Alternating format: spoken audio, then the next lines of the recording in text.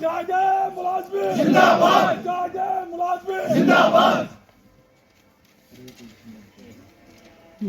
ملازم ملازم we want justice we want justice we want We want justice we want justice privatization نامنظور نامنظور نامنظور privatization نامنظور نامنظور نامنظور نیوز 18 میں آپ کا خیر مقدم، میں ہوں آپ کا میزبان سعید منظور۔ محکمہ بجلی میں کام کر رہے تمام ملازمین پرائیویٹائزیشن کے خلاف احتجاج کر رہے ہیں۔ اگر ہم بات کریں کہ وادی کے مختلف ضلعوں میں آج احتجاج ہو رہا ہے، اسی سلسلے میں اونتی پورہ میں بھی آج ملازمین نے احتجاج کیا۔ یہ ملازم چاہتے ہیں کہ جو پرائیویٹائزیشن ہے، پرائیویٹائزیشن نہیں ہونی چاہے، کیونکہ یہ کہتے ہیں کہ ان کا جو عیال ہے وہ بھوکا مرے گا۔ ہمارے ساتھ کچھ ملازمین موجود ہیں۔ مقبول صاحب ہمارے ساتھ موجود۔ مقبول صاحب خیر مقدم ہے آپ کا ہمارے پروگرام میں۔ کیا مقصد ہے اس احتجاج کا؟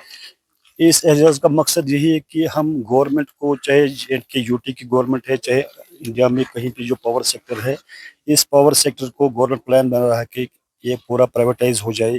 پرائیویٹائز ہونے میں دقت ہوتی ہے کہ جو ہم گورنمنٹ امپلائی لگے ہیں، ہمارے ساتھ جو سروس لوگ آلریڈی بنے ہیں، جب پرائیویٹائز ہوگا it will take a longer time set the new government, اور ہمارے تب تک بچے سفر ہوں گے، ان کے ہمارے ملازم کی تنخواہ نہیں نکلے گی۔ ہمیں اس وقت کارپوریشن 2019 میں کارپوریشن بنے ہیں، 3 کارپوریشن، وہ جو ٹریڈکو وغیرہ، ڈسکام اور ایک کمپنی ہے، تو تب سے یہ سلسلہ چلتا رہا ہے۔ اور ہمارا جو منتھلی جو سیلری نکلتی ہے وہ گریٹ ان ایڈ کے حساب سے ملتا ہے، اس کے پراپر طریقے سے جو اس کی فنڈنگ ہوتی ہے، ایک قسم کا صدقہ ملتا ہے۔ کیونکہ ہم جو ملازم ہیں، ہم کام کرتے ہیں، ہم کام کے عوض ہمیں تنخواہ ملتا ہے۔ یہ نہیں کہ کسی کو بار بار پوچھنا، کسی کو بولنا کہ ہمیں خدا کے واسطے یہ تنخواہ دے دو۔ کبھی ہماری تنخواہ میں اتنی ڈیلی ہوتی ہے کہ ہمیں پھر جو دکاندار ہوتے ہیں ان کو جو پیسہ دینا ہوتا ہے، اپنا خرچہ جو ہمیں لینے کا ہوتا ہے، وہ بولتے ہیں آپ کا تنخواہ نہیں نکال، جھوٹ بولتے ہیں۔ تو اس سلسلے میں ہم جھوٹے سمجھے جاتے ہیں کہ دکانداروں کے پاس بھی ہم نہیں جا سکتے ہیں کہ ہمیں پراپر ٹائم پہ اپنا جو بھی چیز ہوگا ہم نہیں لا سکتے ہیں۔ جب یہ آگے ہوگا، ہمارے ملازم کے بچے جو بھی چھوٹے ہیں بڑے ہیں، وہ سارے بھوکے مر جائیں گے۔ اس لیے تو ہماری یہی ریکویسٹ ہے کہ گورنمنٹ سے کہ اس میں تھوڑا بہت یہ نہیں ہونا چاہیے، تاکہ ہم گورنمنٹ کے ملازم رہے بھی ہیں، گورنمنٹ کے پراپر طریقے سے سلیکٹ ہوئے۔ ہمارے انجینئر صاحبان ہیں، جو بھی چیف صاحب ہے، ایگزیکٹو انجینئر جو بھی ہمارے ہیں، تو یہ سارے کچھ جو بھی ہے ان کو پرائیویٹائز کرنے کی اس وقت چل رہی ہے، کارروائی چل رہی ہے۔ اس لیے ہم چاہتے ہیں کہ اس کو سٹاپ کیا کہ یہ عام لوگوں، عام ملازموں کے لیے ہمیں پریشانی نہیں ہو جائے گی۔ اچھا شبیر صاحب آپ مجھے بتائیں، کیا لگتا ہے آپ کو اگر پرائیویٹائزیشن ہوگا تو کیا اثر پڑے گا ملازمین پر؟ منظور صاحب، میں یہ بتانا چاہتا ہوں اس موقع پہ کہ جو یہ پرائیویٹائزیشن کا جو پلاننگ ہے، جو LXT امینڈمنٹ بل 2025 ہے، جو پارلیمنٹ میں اس والے بجٹ سیشن میں ٹیبل کرنے کا منصوبہ ہے، یہ سارے ہندوستان کے جتنے بھی LXT امپلائیز ہیں ان کے لیے ایک لمحہ فکریہ ہے۔